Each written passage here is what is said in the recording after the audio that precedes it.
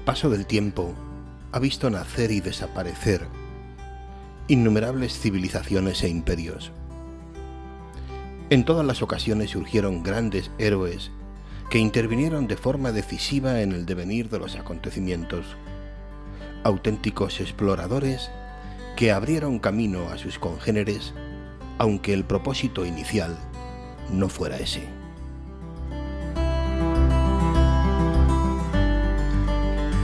Saludos amigos, bienvenidos, esto es 49 o más, iniciamos nuevo programa. Ya saben que cada semana procuramos dedicar este ratito a presentarles un libro que nos parece que merece la pena por su autor en algunos casos o por la historia de la que se trata en cuestión. En fin, libros que nos parecen interesantes recomendar. Nos ayuda en esta tarea Antonio Rubio Muga. Bienvenido, Antonio. Muchas gracias, aquí estamos una semana más. Vamos una semana más a presentar un libro, no sé si podíamos decir de aventuras, sí, o de aventura en general, ¿no? El libro se llama La aventura de los conquistadores, de hecho. Efectivamente, de un periodista que falleció hace relativamente poco, Juan Antonio Cebrián, nacido en Albacete en el año 1965 y falleció en Madrid en el año 2007. Periodista, escritor, también locutor de radio, con programas que a todos nos suena, tal vez el de La Rosa de los Vientos, es el más conocido, pero también Turno de Noche, La Red, Azul y Verde, también fue director de la revista también LRV, La Rosa de los Vientos, y colaboró en magazines del Mundo y en la revista Enigmas. Dentro de sus libros, pues La aventura de los godos, La cruzada del sur, La aventura de los romanos en Hispania, mis favoritos, los personajes más apasionantes de la historia, y este que nos lleva en esta ocasión, La aventura de los conquistadores. Una pregunta antes de continuar. Seguramente, no sé si tienes hecho así un poco un vistazo por encima, pero de este tema del que hablamos hoy y del que habla este libro, que es la aventura, podríamos decir por excelencia, hay literatura escrita para no parar, ¿eh? Muchísimas. Simplemente Carmen Martín Rubio, hace poquito en la revista National Geographic publicó un artículo sobre Vilcabamba. Según ella, se había descubierto Vilcabamba la Grande, pero no citaba al maestro Chousa, que hace un par de años sacó también, este es un investigador gallego, que ha viajado algo así como 13 o 14 veces a América, al Machu Picchu, buscando por allí Vilcabamba, y según él la había encontrado hace 2 años. Y Carmen, que fue la que encontró las últimas momias de los incas en la iglesia de los jesuitas, en la plaza del Cuzco, no cita a Chousa. Entonces quiero decir que este tema está todavía candente, ni siquiera han descubierto según unos u otros Vilcabamba la Grande, y el tema no solamente de Perú, sino de toda la conquista de América, cada año, me atrevo a decir que salen cientos de monografías sobre este tema. Bueno, pues hoy nos vamos a acercar a esta obra de Juan Antonio Cebrián, La aventura de los conquistadores, que lógicamente, bueno, pues nos embarca desde el primer momento pues en ese contexto apasionante, ¿no? del siglo XV, y nos situamos ahí, ¿no? En cuando Cristóbal Colón pues empieza a forjar pues probablemente la aventura de su vida, ¿no? Sí, comienza hablando que el autor, que en la introducción, que siempre cuando surge una civilización o surge un gran imperio, también hay héroes. Dice que en el gen humano está ese ansia, esas ganas de explorar, de conocer, de adentrarse hacia ese abismo de lo desconocido, como pasó en esta historia que vamos a ir narrando.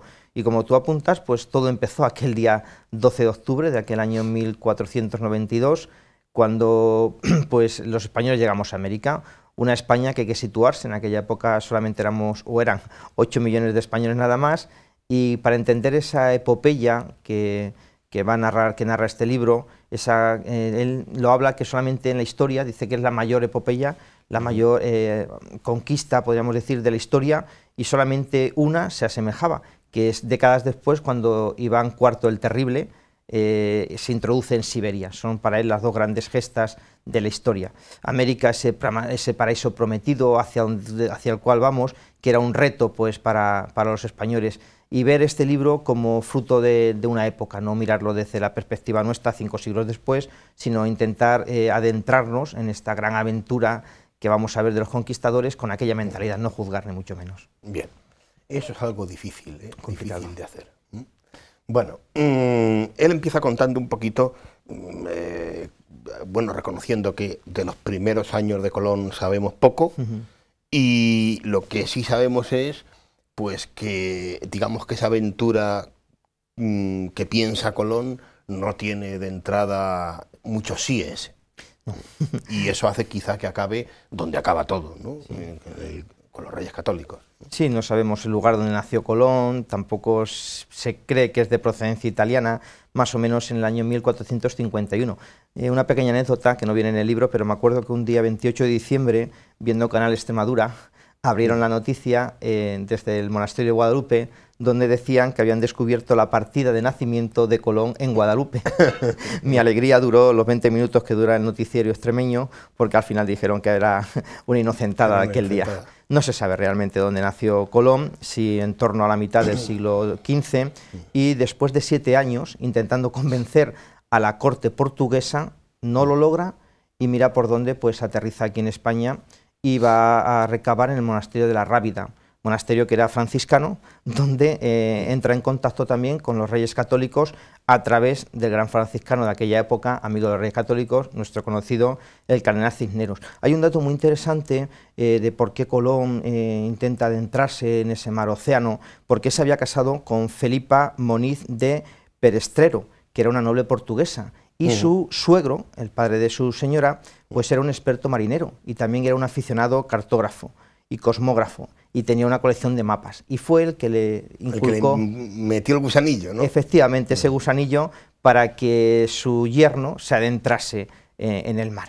Entonces, como la corte portuguesa la había rechazado, pues él va a presentar ese proyecto a la corte española, y en aquel año 1492, después de del final de la Reconquista, después de aquel otro hito que supuso la expulsión de los judíos, pues logra el beneplácito de los Reyes Católicos y comienza esa gran aventura, una aventura pues que después de 33 días, desde que partieron en Canarias, a las 2 de la madrugada de ese día 12 de octubre del año 1492, Juan Rodríguez Bermejo fue el que desde la Pinta gritó tierra, aquello que parece ser que no tenía gran repercusión, sí, porque habían ofrecido el rey 10.000 maravedíes al primero que avistara tierra, y mira por dónde no se los llevó Rodríguez Bermejo, sino el propio Colón se los quitó.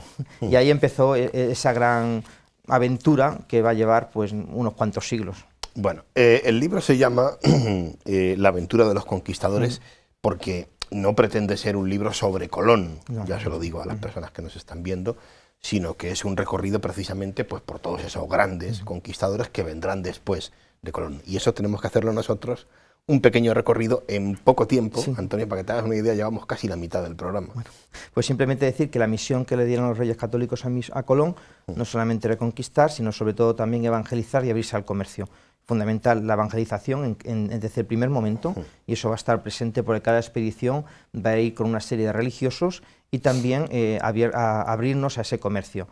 Pensar de esos 33 días, con aquellas 3 naves, con las pocas personas, con los alimentos que llevaban, pues todo lo que se supuso una apertura, lo primero la aventura, pero también una apertura no solamente de espacio, sino también de mentalidad hacia lo nuevo que se llevaba. Bueno, avanzamos un poquito y pasamos, digamos, ya de Colón, muere Colón, y cuando muere Colón, pues continúa la aventura de la mano de otros que vendrán después, un poco lógicamente al amparo del descubrimiento que ya había hecho Colón, pero que continúan, ¿no?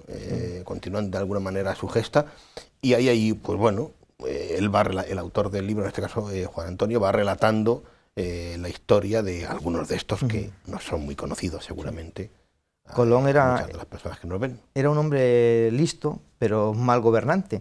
Él había logrado de los Reyes Católicos convertirse en el virrey perpetuo de aquellas tierras que él llegase, en gobernador, en almirante, en poseer el 10% de toda la ganancia del tráfico de comercio, pero como ya digo, no era un buen gobernante. Entonces, rápidamente, Nicolás de Obando, un pueblo también vamos a ver que la mayoría de estos hombres son extremeños, pues se tiene que hacer cargo de aquel gobierno y empieza en Puerto Rico, va a crear 15 villas, también va a explorar Cuba y va a regresar a España. Y este hombre es interesante porque va a organizar lo que uno de los fines que se había intentado los Reyes Católicos con Colón, el comercio, va a organizarse y rápidamente el flujo de oro, de perlas, de animales, de cantidad de productos desconocidos para nosotros, pues lo va a organizar Nicolás de Obando. Va a pasar luego el testigo a Diego de Colón.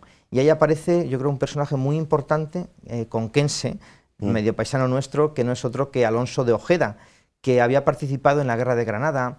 Colón realizó 4 viajes. Muchos de los personajes que vamos a ver habían ido en uno u otro viaje con Colón. Este participó en su segundo viaje y se va a ganar la confianza de las personas porque los había socorrido en un ataque, en el ataque del fuerte Santo Tomás.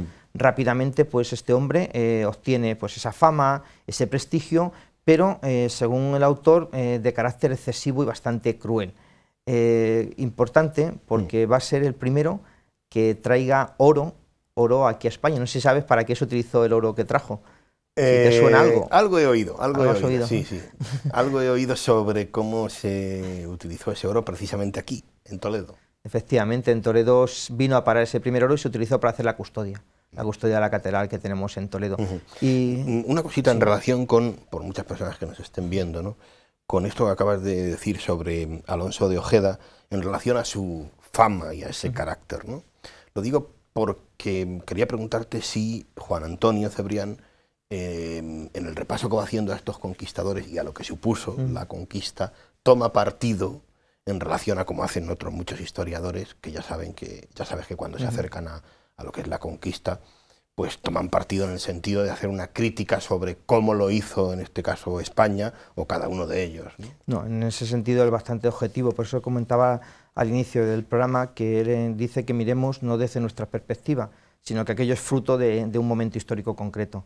Evidentemente, los primeros indios que se encontró Colón fue una relación amistosa con ella, pero no va a ser lo mismo cuando llegue Hernán Cortés, que lo vamos a ver con Moctezuma, ni mucho menos Pizarro, con Atahualpa o con Huáscar, completamente distinto. Él siempre, en ese sentido, es bastante objetivo y se mantiene al margen, simplemente va narrando hechos tal como sucedieron. Bueno, y después de Alonso de Ojeda vienen una serie de, algunos más, que no tenemos tiempo, ¿eh? Sí, mencionamos a un par de ellos, porque tenemos que hablar de, pues, de dos grandes como son Hernán Cortés y Pizarro. Sí, simplemente decir que Ojeda se asoció con Juan de la Cosa y con el famoso Américo Vespucio, y gracias a ello pues exploró incluso las costas de Venezuela, actual Venezuela. Juan de la Cosa había nacido en la actual Santoña y tuvo la misión de cartografiar todo aquello, y gracias a él tenemos el primer mapa mundi, tan conocido por todos nosotros, y Américo Vespucio pues había nacido en Florencia y era el protegido de la Casa de los Médicis. No sabemos por qué, aterrizó en Sevilla y se puso al servicio de Fernando el Católico, que decidió pues en el año 1508 llamar a los más famosos navegantes y cartógrafos a Burgos, tener una reunión con ellos con el fin de pues, bueno, asentar esas bases ya de una manera sólida del Nuevo Mundo, y nombró a Vespucio piloto mayor de las Indias, coordinador de recopilar pues, todos aquellos avances a nivel cartógrafo, a nivel geógrafo que se estaba llevando a cabo, y por eso pues, el nombre de América, gracias a ese apoyo que tuvo del rey Fernando el Católico. Y después vendrían, pues ya sí, algunos más, Ponce de León y Núñez de Balboa, por ejemplo, ¿no? Ponce de León, simplemente decir que fue aquel que buscó el agua, la fuente del agua de la eterna juventud. Había escuchado una leyenda, la leyenda de Bimini.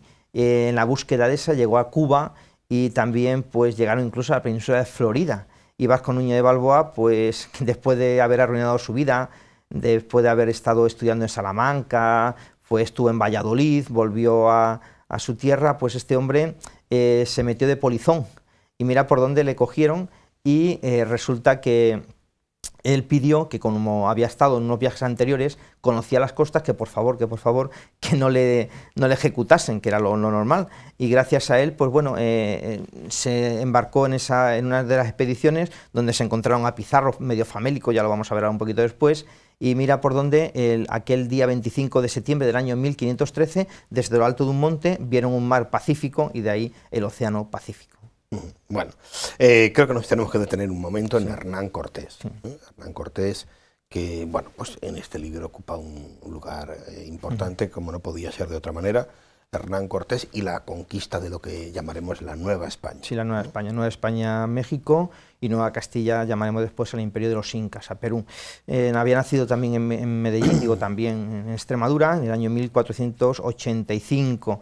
Y este es, desde la pequeña juventud, pues se ve fascinado por esas narraciones extremeñas de sus paisanos, lo que contaban, y mira, era pariente de Obando. Entonces este hombre pues se hizo rápidamente un personaje popular en la colonia, rápidamente gracias a su habilidad tuvo grandes ingresos económicos, prosperó como agricultor y como ganadero, y fue secretario de Diego de Velázquez en la conquista de Cuba.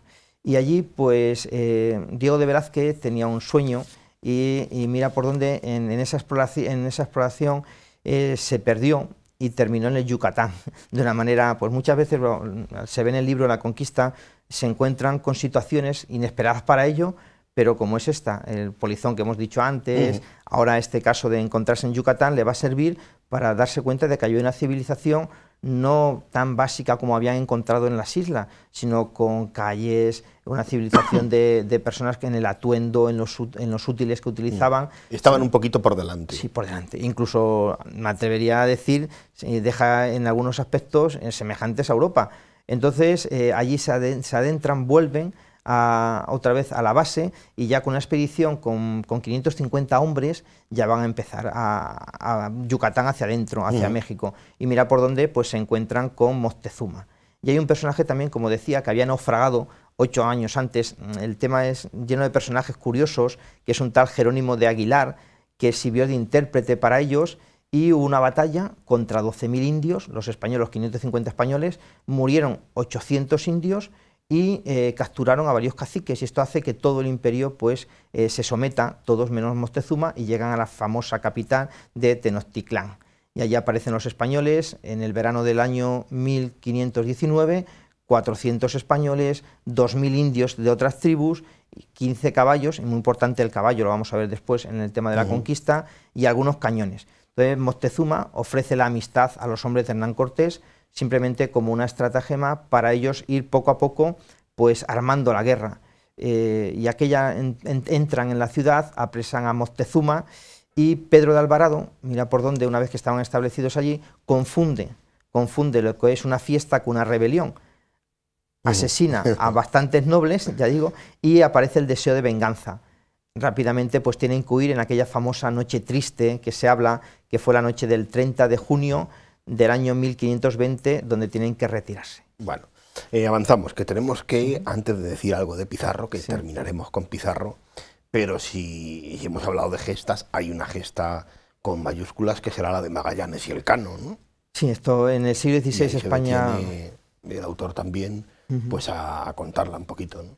Va a tomar la delantera España en el siglo XVI a los grandes navegantes portugueses, eso es muy importante.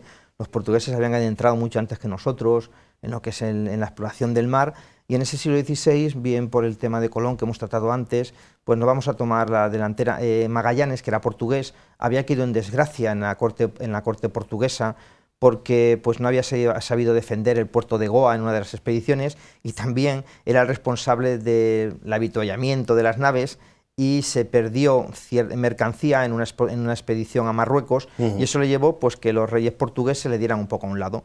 Pero mira por donde él era amigo de un cartógrafo muy importante, Ruiz Faleiro, y entonces él había hablado de la posibilidad de un estrecho que uniera un océano con otro, el océano Atlántico con el océano Pacífico.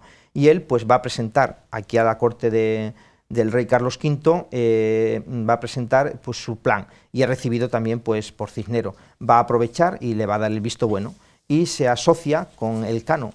Juan Sebastián Elcano ya había participado en algunas expediciones de Colón, y de él le van a dar 5 naos y 270 hombres. Importante, los víveres para 2 años para la vuelta al mundo. Dice, le dieron azúcar, vinagre, ajos, pasas, higos, almendras, miel, alcaparras, sal, arroz, carne de membrillo, harina, vino, mostaza, 2.130 libras de galletas y 200 barriles de anchoas y 7 vacas para la obtención de leche fresca. Con eso se meten en las 5 naves, y simplemente decir que partieron de España el día 10 de agosto del año 1519, salen de Sevilla, regresan el 6 de septiembre del año 1522, 3 años después, solamente 18 hombres de aquellos 270 que salieron y una sola barca. Magallanes había perdido su vida un año antes en la isla de Mactán, y Juan Sebastián Elcano toma entonces el mando de la expedición, y es el primero que tiene la proeza, el hecho de haber logrado la primera vuelta al mundo, después de 14.400 leguas marinas, que para que nos hagamos una idea fueron cerca de 80.000 kilómetros. Bueno, tenemos unos últimos minutos y todavía, ¿eh? Vamos a terminar el programa hablando de Pizarro, ¿no? Pizarro y la conquista del Perú en concreto, ¿no? Sí, decíamos es otro de los grandes personajes, sin duda. Había nacido en torno al año, digo en torno, no sabe muy bien, 1478 en Trujillo, en Cáceres, hijo de Gonzalo, que era un hidalgo militar, que había participado con los Reyes Católicos, y pues una criada, hija de labradores, criada de monjas, Francisca González. Este Pizarro, pues desde pequeño se enroló en las armas, había participado con el Gran Capitán en algunas de sus gestas en Italia, también viajó en algunos de las incursiones a América a las órdenes de Nicolás de Obando, y en el año 1502 la primera vez que se detiene en América. Era un hombre también inteligente, se asentó en Panamá con 44 años de manera plácida, porque su inteligencia como militar le había llevado pues a gobernar allí pues unos asentamientos, y mira por dónde aparece el que va a ser su socio de su vida, Diego de Almagro, su socio, luego ya veremos cómo terminó la cosa, y un clérigo. Ya digo, los clérigos jugaban un papel muy importante, Hernando Luque, y habían oído hablar estos dos, Luque y Almagro, de un país al sur de Panamá, y entonces hablan con Pizarro, y entre los tres se asocian y deciden, Pizarro con 44 años, la edad que tenía para aquella época, arriesgarlo todo. Mayor, e ir a buscar ese reino, ese nuevo imperio que habían oído hablar, el imperio del Pirú. Y allí hay un caso muy importante que es la Isla del Gallo. La Isla del Gallo, pues parten de Panamá en marzo del año 1526, aparecen en la Isla del Gallo, Pizarro se queda allí, Almagro vuelve a buscar refuerzos, y entonces el nuevo gobernador que habían nombrado Carlos V, que es Pedro de los Ríos, le dice a Almagro, oye, vete a la Isla del Gallo y trate a Pizarro, que esto se ha terminado.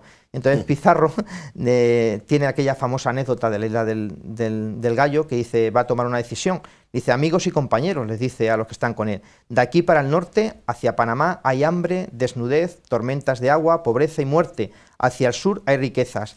¿Dónde está el Perú? Que cada cual elija lo más conveniente a un castellano bravo. En cuanto a mí, yo voy hacia el sur. Trazó una línea en la arena de la playa y él dio un paso. Solamente 13 hombres dieron ese paso. Almagro, al final, pues se va a unir a él y empiezan esa gran conquista del imperio inca, que era un imperio, para que te hagas una idea, nos hagamos una idea, tenía 4.000 kilómetros de largo su imperio. Es una auténtica barbaridad, es el imperio más grande que había existido en toda América. Sin duda, sin duda. Y bueno, y aquí empieza una relación que, bueno, fue tortuosa, hay que reconocerlo.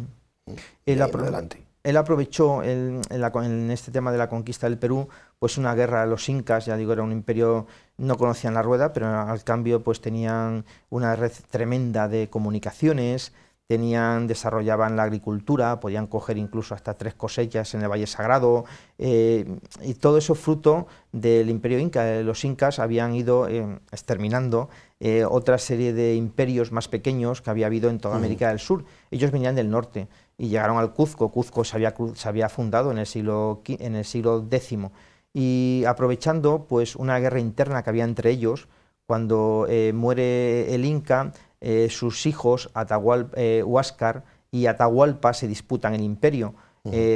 Atahualpa va a poner su capital en Cajamarca y Huáscar en el Cuzco, al sur. Entrando por Bolivia, desde la Isla del Gallo, se va a encontrar allí a Atahualpa en Cajamarca, Pizarro. Pizarro va a capturar a Atahualpa y le va a hacer prisionero. Muy curioso, decía antes el tema de los caballos.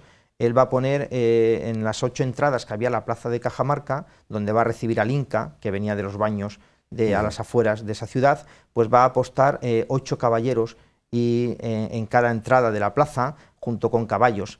Entran allí, los caballos, todo lo que se montaría con las herraduras en la piedra, en el suelo, el ruido, ellos nunca no conocían el caballo, es una de las cosas importantes en la conquista. Creían que eran el jinete y el caballo una sola persona, como si fuera un centauro.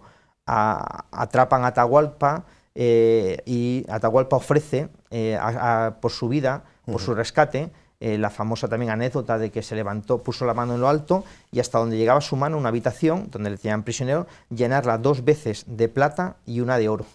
Rápidamente empezó a llegar de todo el Perú y llenaron la habitación, la llenaron de plata y de oro, pero mira por dónde llega Almagro y aquello estaba en tensión. El padre Valverde, que sería el primer obispo del Cuzco, pues le ofrecen la Biblia a Atahualpa y le ofrecen también unas cláusulas para que jurara fidelidad a los reyes católicos. Atahualpa en su vida había visto un libro y nada, lo tira al suelo y aquello lo consideraron como un desprecio. Es juzgado de traición, es juzgado también de haber intentado asesinarlos a ellos y a su propio hermano y lo ejecutan y muere. No tenemos más tiempo, Antonio, de hecho te has pasado ya, nos hemos pasado de tiempo. Creo que, bueno, sirve lo que hemos comentado para hacer una recomendación clara sobre este libro interesantísimo de Juan Antonio Cebrián, que recomendamos hoy, La aventura de los conquistadores.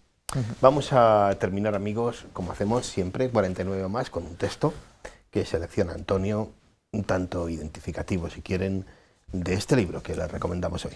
No nos ha dado tiempo a tocar todos los capítulos, evidentemente, pero el último de todos habla también de la conquista espiritual y quisiera que esto nos sirviera un poco como anticipo a la hora de los que se quieran adentrar en este buen libro. En tiempos de la conquista de América, muchos fueron los objetivos que se fijaron las diferentes potencias intervinientes. Uno de ellos, el de socializar de la manera más urgente a los pueblos indígenas, dado que su esfuerzo laboral se presumía fundamental en la edificación de los muros imperiales. La aportación de las diferentes órdenes religiosas y su impulso evangelizador contribuyeron de forma decisiva a estos fines. Las primeras oleadas de franciscanos, dominicos y mercedarios precedieron a la llegada de los jesuitas y con estos una filosofía religiosa y cultural bien diferenciada de otros europeos que veían en América tan solo una fuente inagotable de riqueza y honores, sin reparar en los posibles perjuicios que se estaban ocasionando a los nativos americanos. La Iglesia fue pionera en la denuncia de situaciones abusivas en el trato hacia el aborigen. En este sentido, el Reino de España siempre procuró defender los intereses indígenas, pero la enorme diferencia entre la metrópoli y las nuevas provincias imposibilitaba, en buena medida, una justa aplicación de leyes y reglas.